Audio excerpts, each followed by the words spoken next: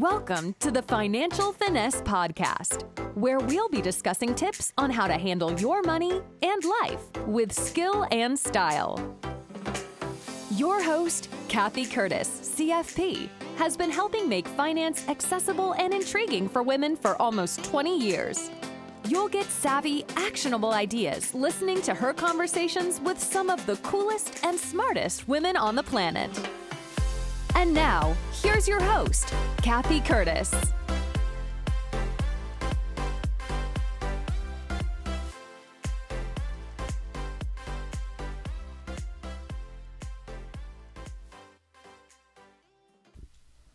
Hi, I'm Cathy Curtis.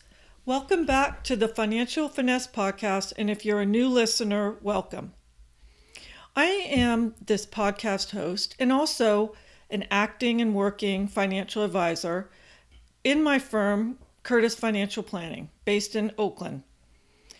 I'm an independent firm, and the firm is unique because we specialize in the unique needs of women, particularly women who take the lead in their household finances and are looking for a fiduciary financial partner to help them with their current finances and to secure their futures so they get more enjoyment out of their money today.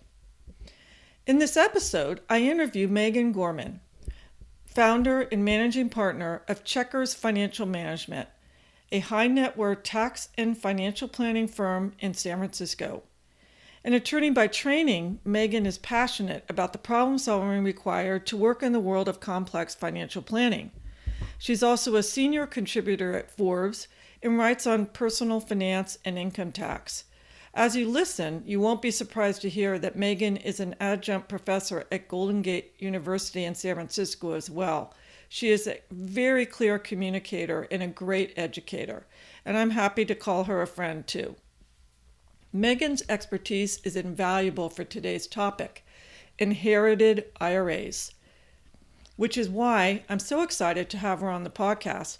Specifically, we're talking about how the Secure Act of December 2019 changed the rules for certain beneficiaries of inherited IRAs, creating a potential tax headache for some, unfortunately, including tax rates possibly jumping in the years the inherited IRA is being distributed, and the fact that if you don't follow the rules, you could get hit with a 50% penalty tax.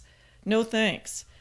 I think everyone can benefit from this info, whether you have an IRA or expect to inherit one. Many who are affected will want to review their current estate plan to ensure it's still the best plan for all involved. We cover a lot and it can get dense, so if you have specific questions about after listening, please don't hesitate to send me an email. And as always, check the show notes for more information and resources related to this episode. You can find more information about me and my firm at curtisfinancialplanning.com. I hope you enjoy the podcast. Hi, Megan. Hi, Cathy. How are you? I'm great. Welcome to the Financial Finesse Podcast. Thanks so much for agreeing to come on as my guest. Oh my God, I'm so excited to be here. I've watched a few of your episodes and they're really, really informative. Oh, so great. We can talk about some interesting stuff with IRAs. Oh, we certainly can. Believe it or not, there is interesting things about IRAs. I first wanted to say where I first noticed you is on a CityWire cover. In about 2019, you were profiled, and I was so impressed. And you're in my area. You're in the San Francisco Bay Area. And I thought, why haven't we met yet? And exactly. One quote that I really related to, I'm just going to read it real quick. The thing that I've had to get comfortable with over the course of my career is that being a woman with a strong sense of ambition and a strong personality, the best system for me was one that I created on my own. And I so related to this because I founded my own firm, and I know you founded your own firm, Checkers Financial Management. And I know it was hard in the beginning, but you've been doing it for 6 years now? We just had our 6th anniversary. Yeah. That's great. Congratulations. Sometimes I wish I had done it earlier. When you made your career transition from marketing to to finance, you just jumped in. And I love that sense of courage in how you took on your practice. Because I think a lot of what we do on a day-to-day basis with clients is really try to give them the confidence to jump in and embrace their money and embrace what they do. Yeah. Hard. It really is. I mean, when people ask me what I do, I often say, look, a lot of times I'm doing a lot of coaching. I might know the technical rules, but it's really about pushing you in the right direction for the answer that's appropriate for you. And you know, that combo of having the technical skills and that other skill set of being able to listen and support is really powerful. And that's really what we do as financial advisors. We combine those two things. And personally, I know on the technical side, you are a whiz, because the other times I've seen you is when you've been on podcasts explaining the CARES Act, and you have a really great way of making things understandable, very complex things, which most tax things are, very understandable. So that's why I'm really thrilled that you're here. Before we get going on the technical stuff, though, I wanted to ask you, so Checkers Financial Management, and I know Checkers is the Prime Minister's summer residence, right? I wanted to ask you this before. Is there a story behind you picking that name for your firm? Yeah, so I'm a British history major and always focused on history in England. And when I went to name the firm, I wanted to pick a name that had a couple of meanings. So the term Checkers, the Checkers House was built in the 11th century in England. It was the Chancellor of the Exchequer's house, the CFO. And for 800 years, it passed through family wealth transfer. And then at the early 20th century, men were starting, and unfortunately not women, but men were rising in society, self-made men. And they needed a place, originally the country had been ruled by the aristocracy. And they needed to have a place where they could entertain and do business. So the last owners of Checkers House donated the house to the country so that self-made men would be able to do business. Interesting. So it's that intersection of family wealth and self-made wealth. Right. It's interesting when you have a firm, you start to attract a certain type of client. And so a lot of my clients, not all of them, but I would say about 85% of them are self-made. Mm-hmm. I don't know if it's because of, my own background. I love stories like that, but I've always found the clients I'm working with tend to be the first generation with sizable wealth.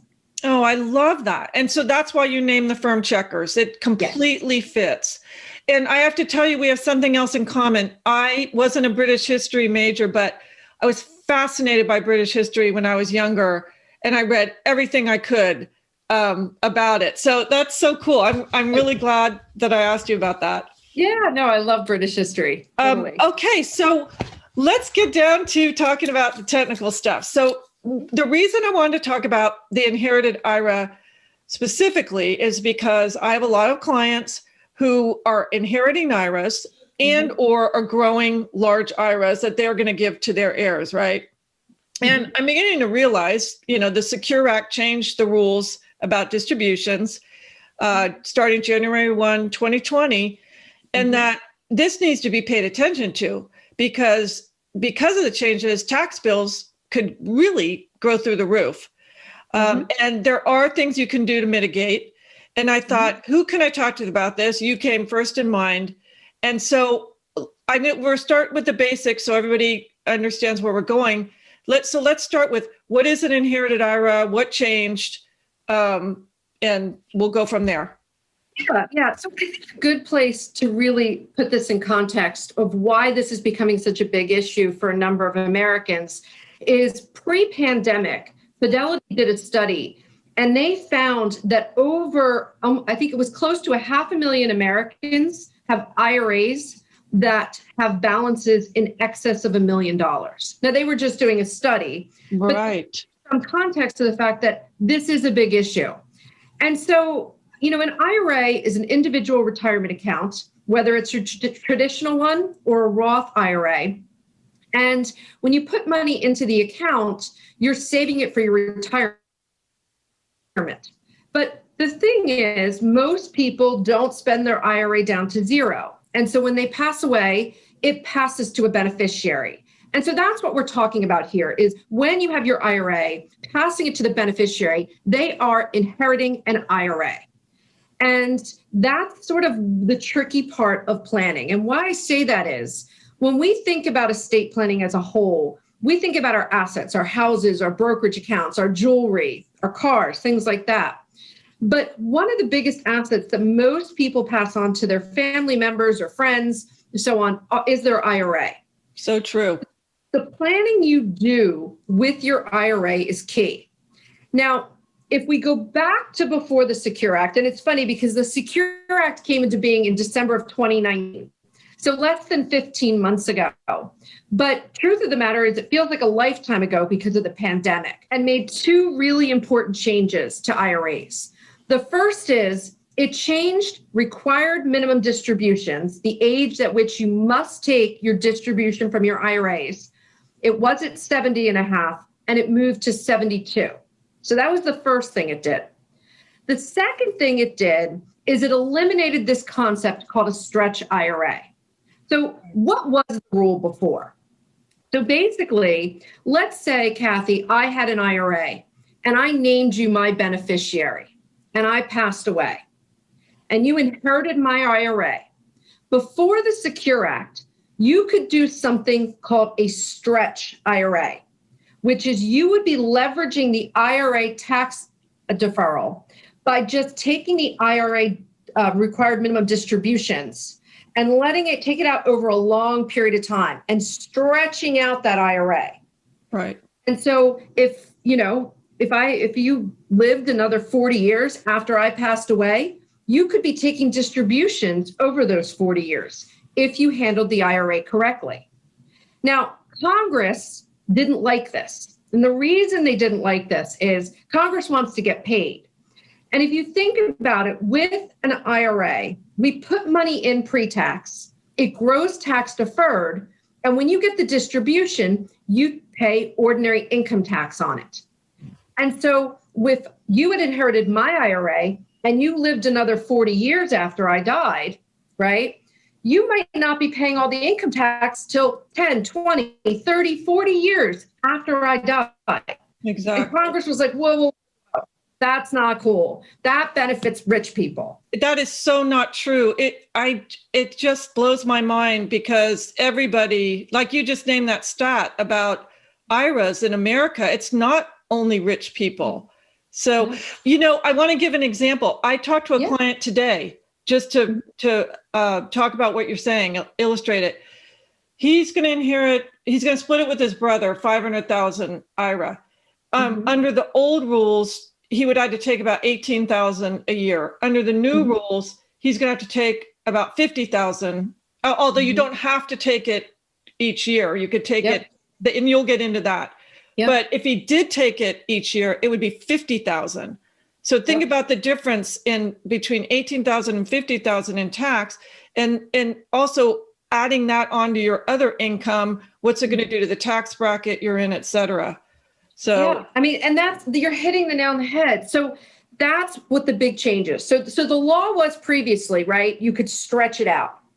And I thought it was a great thing for a lot of Americans because it gave them measured income, like in your example, where it'd be 18,000 a year. So Congress changes the rule.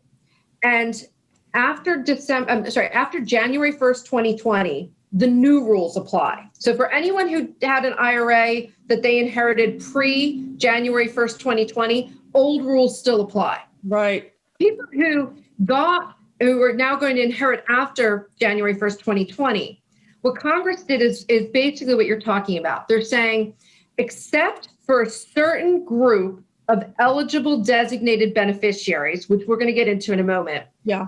Everybody else who inherits has to inherit and take the money out over 10 years. They don't care how you take the money out over 10 years, but 10 years after the date of death, IRA has to be done. U.S. government has to get its money and be paid its taxes. And that is a difference too. Before it was a required amount every year. So the difference is now they're not requiring you to take out an amount every year. You have to just empty it by the 10th. Just have to empty it. Yeah. Correct. Yeah. And so one of the things that's going to be really key here right, is the fact that, you need to think about who your beneficiaries are going to be, because this 10-year rule applies to a lot of beneficiaries. But there are a group of beneficiaries that Congress and the IRS have excluded from the new rule. Okay. And so it's really important to focus on this. So the first group, which is sort of obvious, is surviving spouses. So if I have an IRA and I walk outside and I get hit by the proverbial bus and my husband inherits the IRA, he can still draw it out over his lifetime. In fact, spouses have two ways to take a distribution from an inherited IRA. The first is my husband could step into the shoes of me and withdraw the balance over my life expectancy, or he could just roll it into his IRA and get sort of a fresh start with it.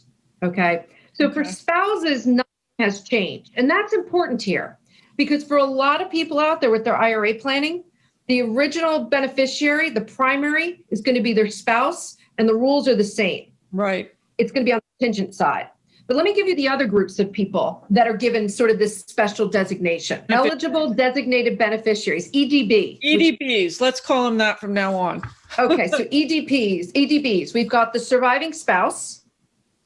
We've got the IRA's owners' children or child who are under age 18. Okay. Minors, yeah.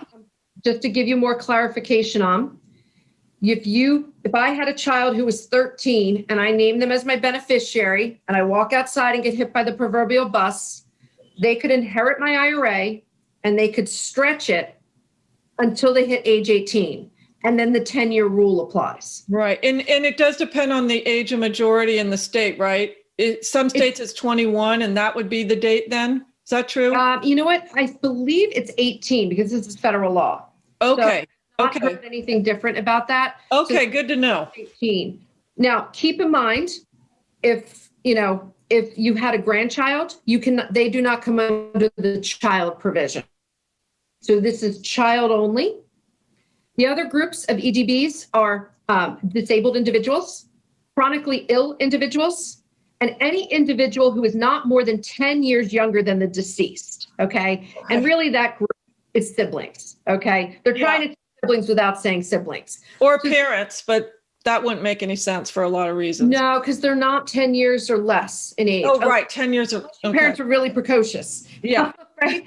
So if you think about it, right, it's a very specific group. And the two groups that make the most sense, right, are the disabled and the chronically ill. Because if you think about it, they're trying to add protection there. Right. The groups, surviving spouse, child until age 18, and an individual who is not more than 10 years younger, you have to really think about this group. Mm-hmm. The group is a very small group of people. So I think the thing that we've got to be thinking about here is, how do you want your estate plan to flow? Right? Because what I find when we do estate planning is we do a nice little flow chart when it comes to the will or the trust here in California, right? How it all will pass, how will the assets pass? But I think with beneficiaries, right, you need to be doing the same thing. Yeah. So for instance, if I was to take my situation, I would look at my situation holistically, and I don't have children, but I have two brothers. One is 2 years younger than me and one is 8 years younger than me. And in my estate plan, I do want them to have some of my assets. But if I was to look at the whole thing, right, to look at my entire asset base and figure out how am I going to slice up the pie, and I know I want to give a piece of the pie to my two siblings, and I know that they're less than 10 years younger than me, what I might do is say, well, because they can stretch it out, I might name them as my contingent beneficiary to my husband, because they can still take advantage of these stretch IRA rules. Right. And other people in my estate plan, right, like my mother, my best friend, some of those groups, right, they might not meet the stretch IRA definitions, and they might be better served taking under my estate plan. Right. I think the thing is, and I know, Cathy, a lot of people who listen to this are, clients of yours and also advisors. I think that given the changes in the law, the first step everybody really needs to make is pull it all together holistically between the estate plan and the beneficiary designation and really think about mapping assets. And right. Let me stop for a second, because I think I want to clarify something. So for the listeners, when you're talking about the beneficiary designations in the estate plan includes anything that isn't an IRA with the beneficiary or a life insurance policy with the beneficiary. It's your taxable assets, your house, things like that. That's one set. Most people, well, not everybody does, but those are the things that go in your trust, right? And then on the other side is the IRAs and the life insurance policies that have designated beneficiaries. So you've got to, Megan is saying you need to have a holistic plan to combine those two. Just explaining the term estate plan. Yeah, no, I think that's really helpful. And I think one of the things that's happened over the past decade is estate attorneys have gotten more focused on beneficiary designations. So, I think for everybody, right, the best way to look at your estate plan in general is that it's a living thing. I always tell clients that this is living, breathing estate plan. And anytime there's a life event, we should get back in front of the attorney, right? Whether it's you've had a child or a grandchild or got married, all of those things bring us in front of the estate attorney. But the Secure Act and the changes to the beneficiary rules is also a good point for us to then reach out to our advisors. That's a good point. This is a time that maybe we should refresh this. And I think one of the things that the advising community has gotten very good at is doing a whole balance sheet approach. So Cathy, I'm sure with your clients, you know all of the assets, even if you're not managing it, right? And I think that's so important. And I think the ability to go through the balance sheet and say, okay, this is covered by my trust, but this is covered by beneficiary designations is really important, because I've always been surprised at times to realize that people don't understand how powerful beneficiary designations are. They don't. And so are you saying that you think estate attorneys didn't focus on that as much, and now they are helping clients more to figure out that holistic approach? I think that they've always been helpful on it. But what I'm seeing more when I get client estate plans is there's often a great letter or a summary in the front of the estate plan. And you probably see this as well, saying, look, retitle your assets this way. But it will also say, listen, for your beneficiary designations, this is what it should likely read. Yeah. And okay. you copy that on there. But here's the thing. For a lot of Americans, right, naming the spouse followed by their children might be the easiest solution. But for people who have these very big IRAs, this is where you really have to get into the planning, get into thinking about how you want it to work and how it's going to flow, because things sometimes don't flow the way you think they might until you can map it out. Right. My first piece of advice here is, because of this change, it's a great time to connect with your advisor, go through the balance sheet, understand what goes by the trust and what goes by beneficiary designations, and then work with your advisors to refresh the beneficiary designations, to really relook at them and make sure it makes sense in context of the balance sheet. Love that advice. Perfect. So that's sort of the first thing, because the problem we have, right, is we get into a weird world of taxation. And, I think one of the things that's been so overwhelming for people is this idea that if they inherit an IRA, right? So if I inherit an IRA from my mother, I have to take out the distributions over 10 years. And it's a complex rule, because I'm facing income tax consequences when that comes down the path. And it's, how do you manage that, right? What are there certain tricks out there or ways to think about it that will help you manage the tax piece of it? Let me interrupt for 1 second. And I totally agree that I want to go into the taxing. You've been talking about what the owner of the inherited IRA should do, right? And one of them is definitely look at the estate plan and look at the beneficiary designation as a whole.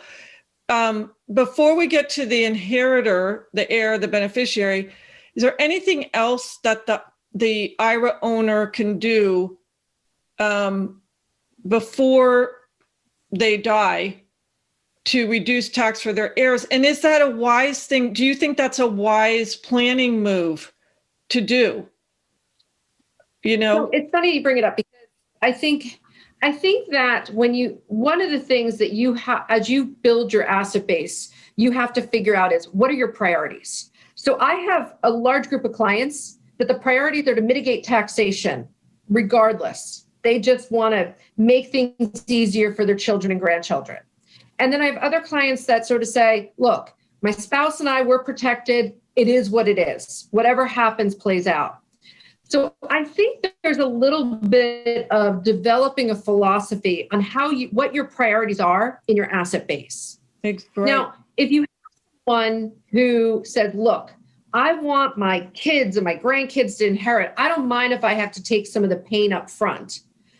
Some of the things that they should be thinking about is, do you convert your traditional IRA to a Roth IRA? Now, what does that mean? So as we said, a traditional IRA, you put in pre-tax money, it grows tax deferred and comes out as paid at ordinary income tax rates. Roth IRAs, you put after-tax dollars in typically. I'm just giving the broad scenarios. The money grows tax deferred, and when you take your distributions, it comes out tax-free. So if you're sitting on an IRA and you're looking at your beneficiaries saying, I don't want them to pay a lot of income tax down the line, I don't mind paying the tax, I might convert my IRA to a Roth IRA, meaning I might pay all the income tax up front so that the money in the account becomes a Roth.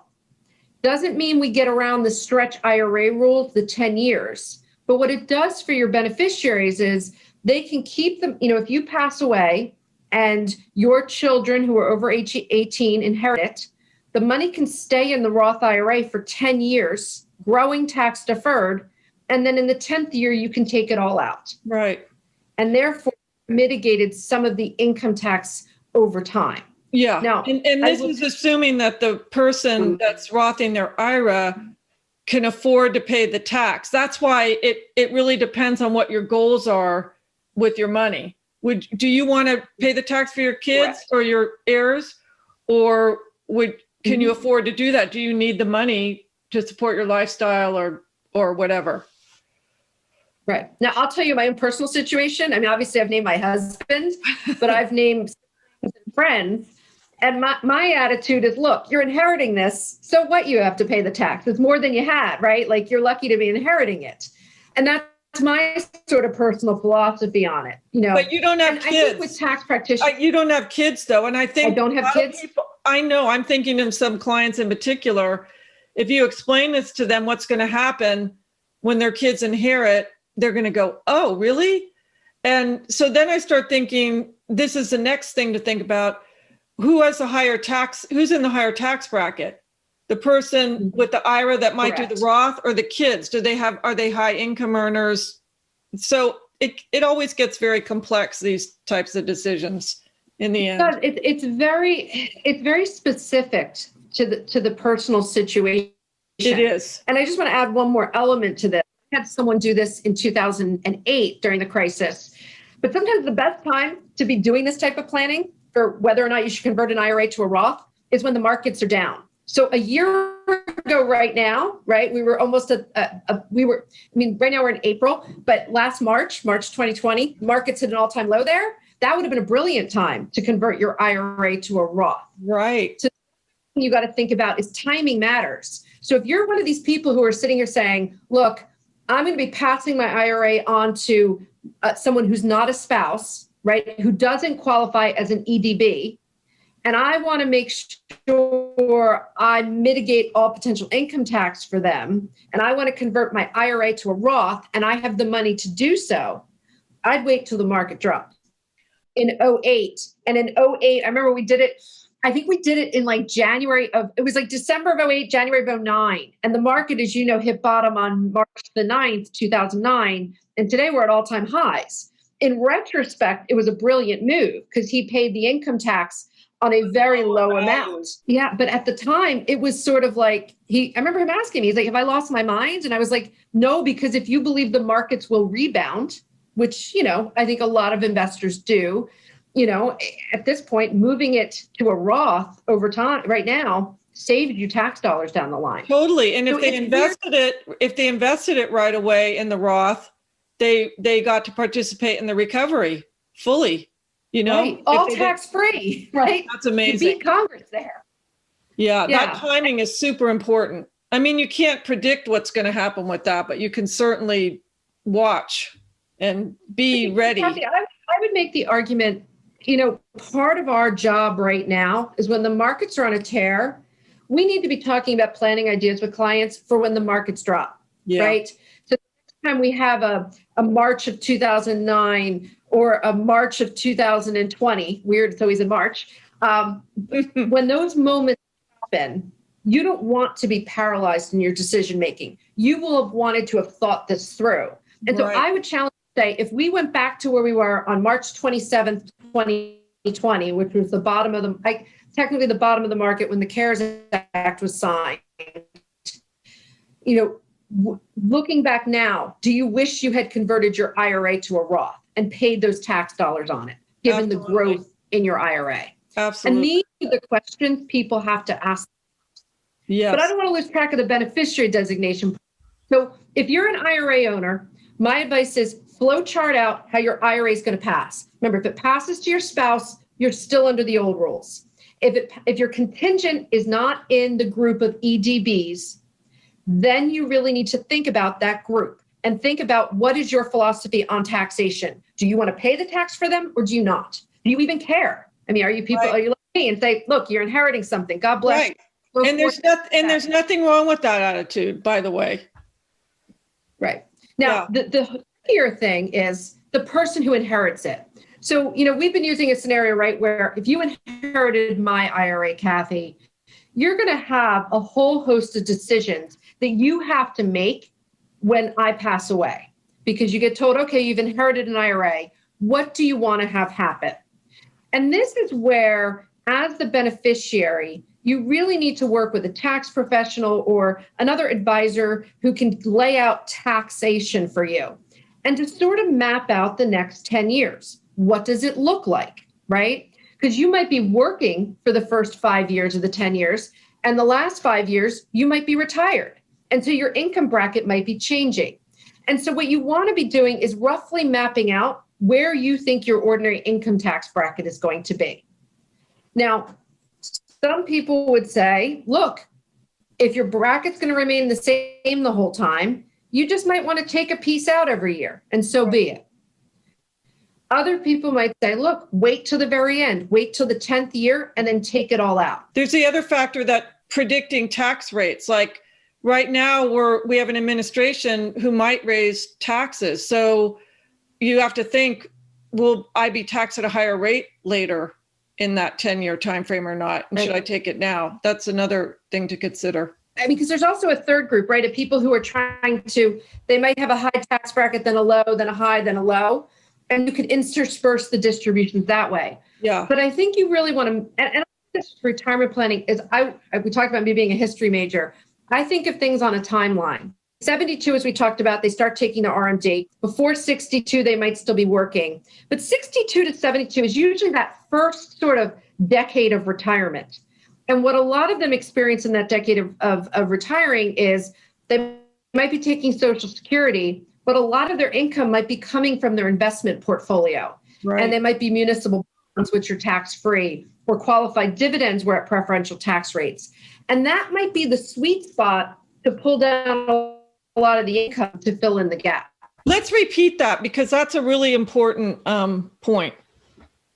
Yeah, I mean, I think the thing is, when you're working with advisors, right, and you're working with your advisor, they typically do a long-term cash flow, I think is the best tool out there. And Cathy, do you use them with your clients? Oh, yeah. I do this kind of planning where in that period you're talking about where you're looking at right when you retire before you take RMDs is a really critical planning time. It is. And it's where your income tax, if you do that sort of long-term cash flow, you typically can see between ages 62 and 72, there's a reduction in taxation because most people go from paying a lot of ordinary income tax to preferential tax rates, right? They have municipal bonds that are tax-free, they have qualified dividends, and they often have Social Security, but their brackets drop. And that's where layering in IRA distributions could be incredibly powerful because you're going to get more money out, but at a lower tax rate. Right. And that's where I think anyone who's inheriting an IRA really needs to think through sort of when they take it and when they can take advantage of certain tax rates. Yeah. Could you talk a little bit about the whole Medicare and Irma charge thing too? Because that's something else that people need to think about. So there is a surcharge for Medicare, and I always find it, it's frustrating because people don't expect it. Yes, Medicare will surcharge you if you make a certain amount of income on your Medicare payments. So that's frustrating for people because, first of all, Medicare looks back 2 years on your tax returns, and they add back any municipal bond income that you had. Yeah. They're really trying to figure it out. And so, you know what? The point you just made is so true. Why does no one knows that? No. Everyone thinks that it's that bottom line Medicare, monthly Medicare fee, and it's not. And people are always surprised that they're paying more. I was on a call with a client yesterday, and I mean, she's now 71. And I've heard for 6 years about the Medicare surcharge because they add back her muni bond income. Yeah. Her because she's like, look, I did the right thing. I structured my asset base appropriately. But I think the thing is, those are the nuances you have to add in. And look, I'm going to be honest. Sometimes tax is tax. You can't mitigate it. Right. You can't mitigate it. You want to think about all the other planning levers that are around you. So one of the big things out there, and I know you're a big fan of it, are donor advised funds. Mm-hmm. So if you're going to have to take this distribution either over 10 years or in a couple of years from an inherited IRA, you might choose to take the distribution in a year that you can make a donation to charity or fund a donor advised fund where you put some of the money right to charity and mitigate the tax bill that way. And that might be another way to handle it. Another point with the donor advised fund is for the IRA owner, if they decide to Roth part of their IRA, is to do a donor advised fund contribution in that year.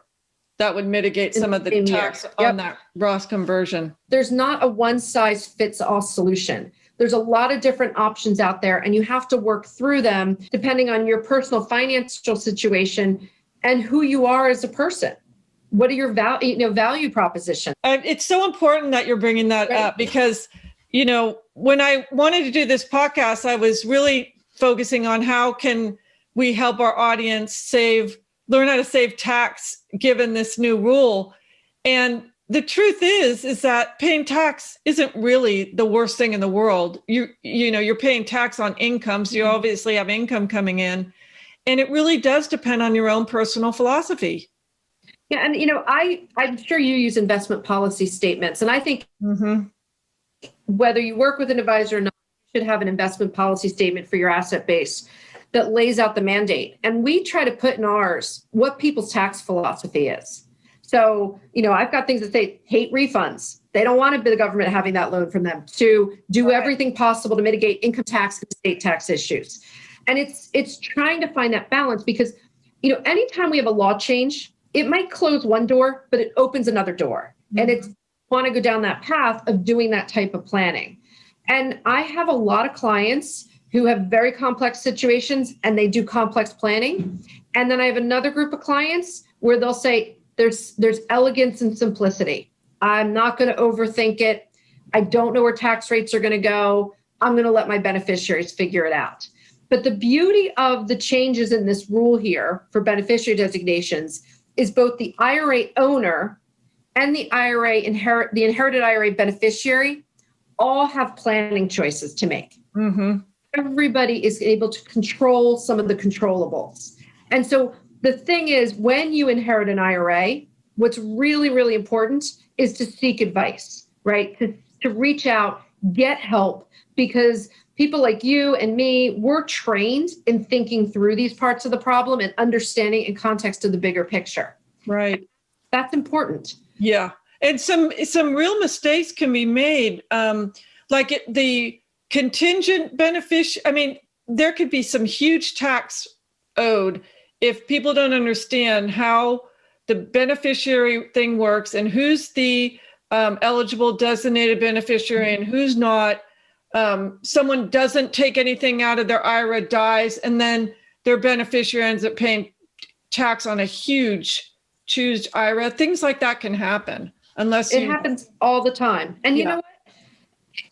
These are, in a weird way, if you inherit an IRA, it's a bit of a champagne problem. It's a good problem to have, right? You're working through it.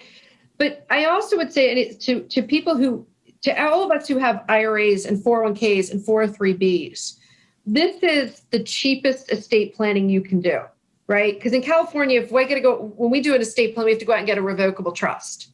But beneficiary designation planning, if you set your beneficiaries up and in 5 years, your life has changed, right? Maybe you were married and then you got divorced, or, you've determined that one of your children doesn't need the money, but your other child does. It's all about just changing a form. Right. And that's the thing I like about beneficiary designation planning, is that it's quick and easy to fix.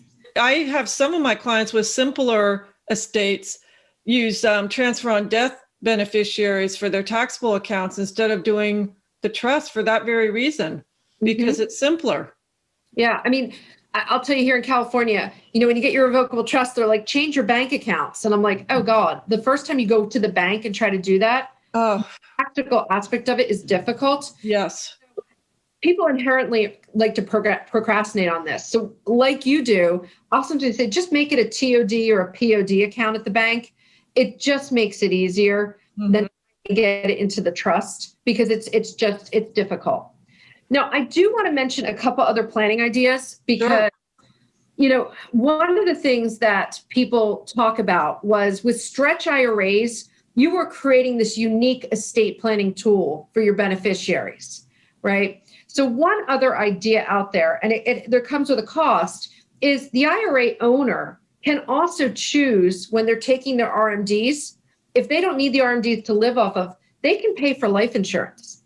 And that life insurance can then go to the beneficiaries at their death, and they don't have to deal with this income tax issue. Right. And that's one of the things out there that people are starting to use to replace it. It's not my favorite technique, because I find life insurance at times can be too expensive. But if you're really, really caught up in making sure your beneficiaries get a certain amount, that it gets them to income tax free, life insurance is one of those levers you can pull in your financial picture to make that happen. Yes. Yeah. That is a little more complicated and more expensive, but again, it depends on the person. For the right person, that could be the best strategy. Right. And I think that's the thing where, the beauty of working with an advisor is our roles are to bring to the forefront things that we don't want to deal with. We force conversations that people put off, right?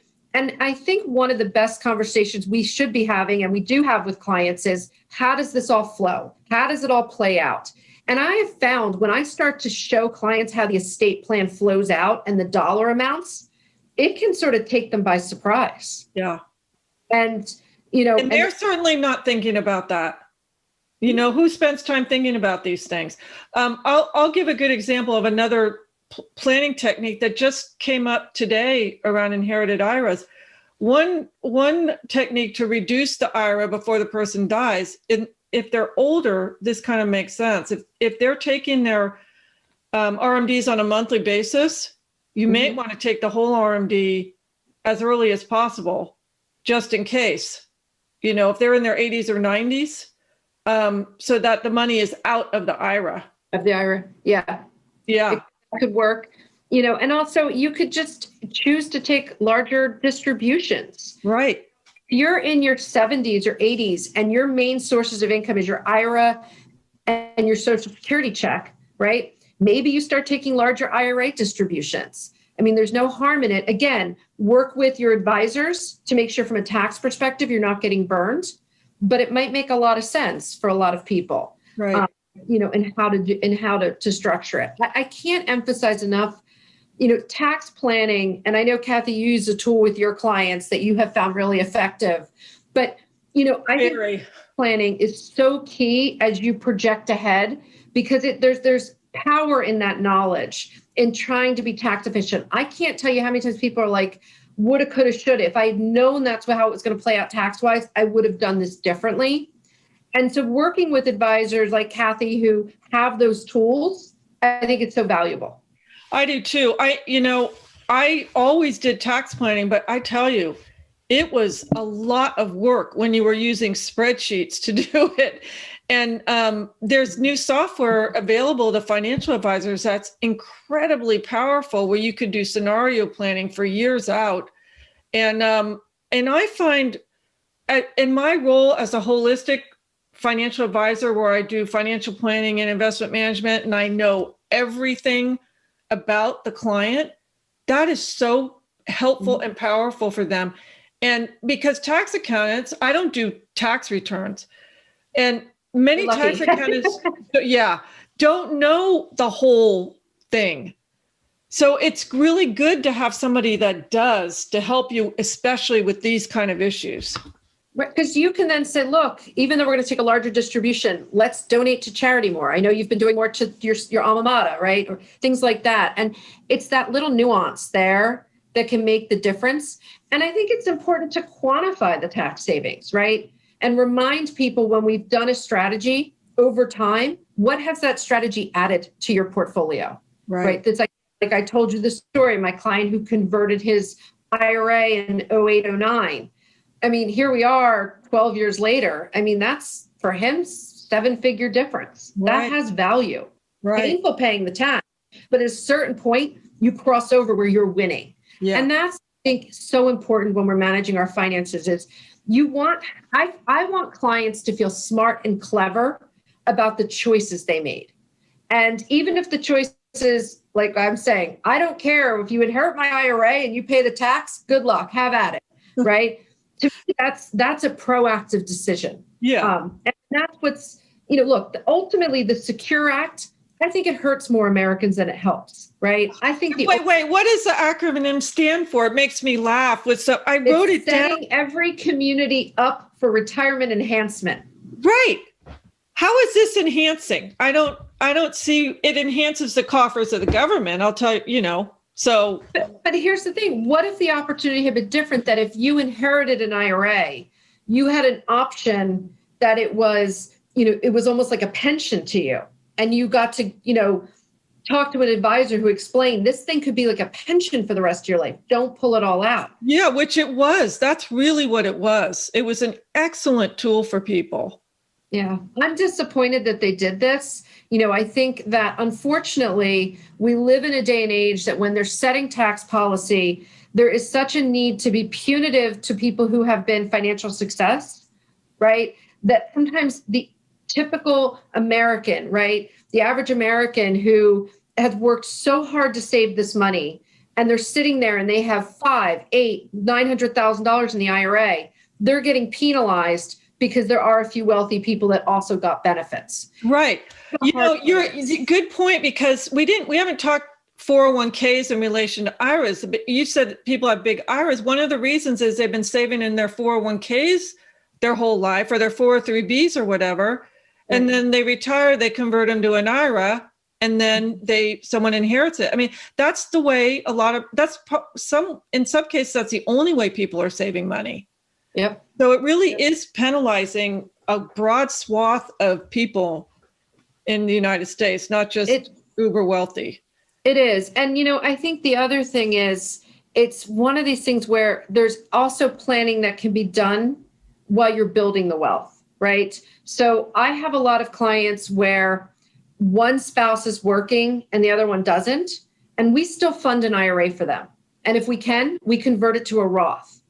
And a lot of times we're doing it because, one, it gives us a chance to create a vehicle that'll create tax exempt income. But also, two, even though they name their spouse as the primary beneficiary and maybe their children as the contingent, they also are making a decision that the spouse could eventually disclaim the IRA if it's in the Roth IRA, if it's inherited, a right to the kids. Granted, the kids have only 10 years to take it out, but it's tax-free money, right? It grows tax deferred. Okay, let me ask you something. I thought about this before we talked. If someone disclaimed an inherited IRA and it went to EDB, contingent, would they get to take it over? I mean, they get to stretch it? Yeah. if it was an EDB, like if my husband disclaimed it and it passed to my brothers, yeah, they can stretch it. Okay. That's interesting. That's some of the nuances there. Right. Yeah. And I think, it's one of these things where know who you want to give to in your family, right? How far out do you want to give? Nieces, nephews, and you might do nieces and nephews in your actual trust, but you'll do your siblings in the IRA because of the stretch privileges. Yes. And that's some of the stuff and you can see just even in this podcast, some of it is just sitting around and kicking the can around. Yeah. If you have a beneficiary who has spending issues, you might be better served putting them in your trust, in your estate plan, your trust part of it, and not give them access to an IRA. Mm-hmm. But that's also problematic. Right. They might drain it all in the first year, right? Yes. Yeah. And you could set up trusts where they get the money at a certain time, and you can't do that with an IRA. It's there. Correct. Yeah. The other thing is when as the IRA owner, think about I love the term from the law, dead hand control. How much dead hand control do you want on your beneficiaries receiving something? Because if you had two siblings and one of your siblings had a drug issue or a spending issue and your other sibling didn't, you could say, look, I'm going to give you my IRA. You're going to have to pay some tax on it, right? But you probably will be able to stretch it. I'm going to give our other sibling money in the trust, and they might get less from the trust than you'll get in the IRA, because net, you'll get the same if we back taxes. Right. And it's that type of nuancing that you want to be thinking through. And look, state attorneys, financial advisors, CPAs, these are all great people to have the debate with. And, sometimes get them all in one room, get everybody in one room and say, look, I want to do my beneficiaries and I really want to think through this. Let me tell you about all the people I'm thinking about and what I'm concerned about with each of them, or what I'm not concerned about with each of them. Right. Oh, I have a question for you. Non-deductible IRAs. Mm-hmm. If someone's eligible, even a very wealthy person, do you do those? Totally. Always. And I file form 8606, which reports the basis and tracks it. And do you put it into the same IRA? You don't do a separate IRA for the non-deductible contributions? In general, it's usually, I keep it in the same IRA. Okay. It depends, because some of the people we're doing it with have such large pre-tax balances that they can't do a Roth conversion. But then I have a group that every other year we're funding it and doing the Roth conversion. And look, I'll say this for what I have found, and maybe it's because I'm a woman, but I will often run into situations where, the husband's the working spouse and the wife has stayed at home. And I think it's incredibly important for women to have their own money. And it might not seem like a lot at first, putting the $6,000 or $7,000 away if you're over 50. But, as I think, over 10 years of doing that, plus the growth, that turns into six figures pretty quickly. No, I agree. Spousal IRAs are definitely. So you take advantage of any tool that is out there, no matter how small. Like with the deductible IRAs, it's only $6,000 or $7,000 a year, right? But then those earnings grow tax-free if you keep it in the non-deductible IRA.